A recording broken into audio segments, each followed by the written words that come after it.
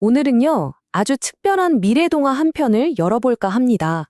아주 먼 미래가 아니라 어쩌면 바로 우리 곁에 다가올지도 모르는 로봇 동반자에 대한 이야기인데요. 이 이야기를 기술 전문가의 아주 낙관적인 전망과 또 인문학 전문가의 신중한 통찰, 이 두 가지 시선으로 함께 따라가 보려고 합니다. 과연 이 동화의 끝은 해피엔딩일까요? 모든 이야기에는 시작점이 있기 마련이죠. 우리 이야기의 무대는 바로 이 그래프에서 출발합니다. 한번 보세요. 2100년이 되면요. 전 세계 60세 이상 인구가 무려 30억 명을 넘어선다고 해요. 인류가 한 번도 가보지 못했던 길이죠. 이 거대한 변화가 바로 우리 이야기의 서막을 여는 겁니다.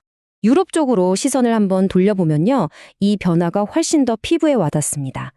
예전에는 어르신 한 분을 대략 5명의 젊은 세대가 부양했다면 이제는 단 2명이 그 역할을 해야 한다는 뜻이거든요. 돌봄이 필요한 분은 점점 늘어나는데 돌볼 수 있는 사람은 줄어드는 상황.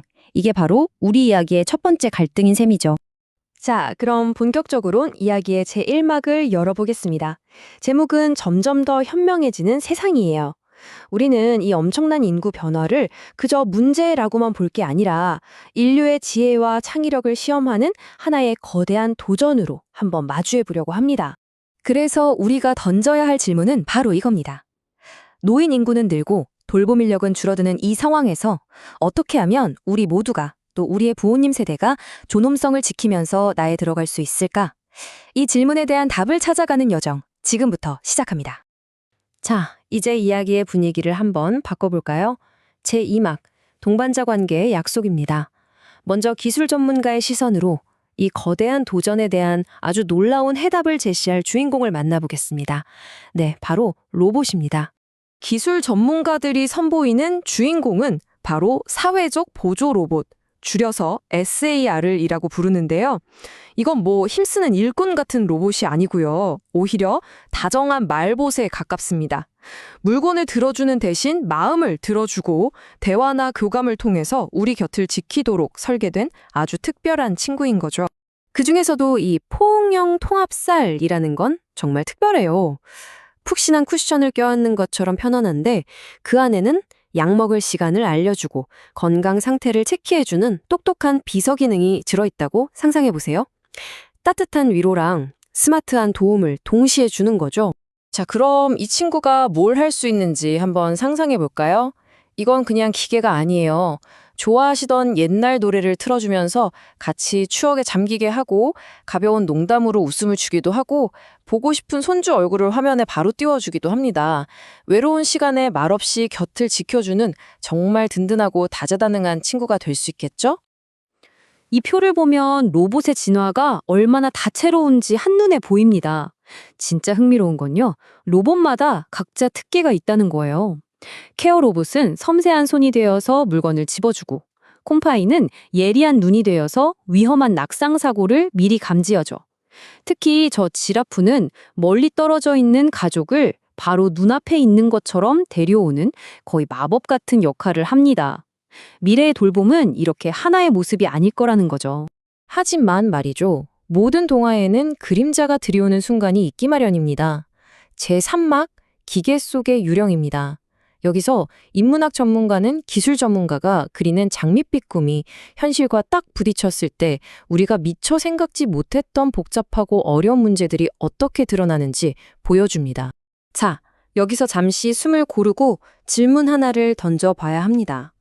실험실에서는 정말 완벽해 보였던 이 로봇들이 우리 집 거실이나 병실에 들어왔을 때 과연 어떤 일이 벌어질까요? 이론과 현실 사이의 그 틈에서 우리는 무엇을 발견하게 될까요? 현장의 목소리는 아주 날카로운 현실을 보여줍니다. 한 돌봄 전문가의 말처럼 사람마다 필요한 게 전부 다르다는 거죠. 결국 이 로봇은 기성복이 아니라 각 개인에게 꼭 맞는 맞춤복이 되어야 한다는 의미입니다. 그러니까 모두를 위한 정답 같은 건 없다는 뜻이겠죠. 실제 현장에서 나온 피드백은 훨씬 더 생생합니다. 매일 똑같은 말만 반복하는 로봇에 금방 지루해지고요. 어떤 어르신들은 로봇이 너무 유치하다고 느끼기도 했습니다. 심지어 로봇이 열심히 수집한 복잡한 데이터는 정작 돌보는 사람들에게는 어떻게 써야 할지 모르는 무용지물이 될 때도 있었죠. 혁신가의 꿈과 현실 사이의 거리가 좀 느껴지시나요? 기술적인 문제를 넘어서 우리 마음속에도 큰 장벽이 하나 있습니다. 바로 불쾌한 골짜기라는 이론인데요. 혹시 영화나 게임에서 어딘가 어색하게 사람을 닮은 캐릭터를 보고 좀 섬뜩했던 경험 없으신가요? 로봇이 어설프게 인간을 닮을수록 오히려 불쾌감을 준다는 이 이론은 로봇 디자이너들에게 아주 어려운 숙제입니다. 문제는 여기서 그치지 않습니다. 인문학자들은 훨씬 더 깊고 무거운 윤리적 질문들을 던집니다. 로봇과의 교감이 오히려 진짜 인간과의 단절을 가져오지는 않을까요? 24시간 나를 지켜보는 로봇이 사실은 나를 감시하는 건 아닐까요? 그리고 기계에게 느끼는 이 감정적 유대감, 이게 과연 진실일까요? 아니면 잘 만들어진 기만일까요? 이건 기술만으로는 답할 수 없는 우리 모두의 숙제입니다. 자, 이제 이야기의 마지막 장입니다. 수많은 시련 끝에 우리는 과연 어떻게 진짜 친구를 만들 수 있을까요? 제3막 친구를 만드는 법에서는요, 기술 전문가의 혁신과 인문학 전문가의 지혜가 만나서 앞으로 나아갈 길을 함께 찾아봅니다. 해법의 핵심은 크게 4가지로 요약됩니다. 첫째, 개인화. 모든 사람이 다르니까 로봇도 그 사람만을 위한 맞춤형 친구가 되어야 하고요. 둘째, 데이터의 실용화.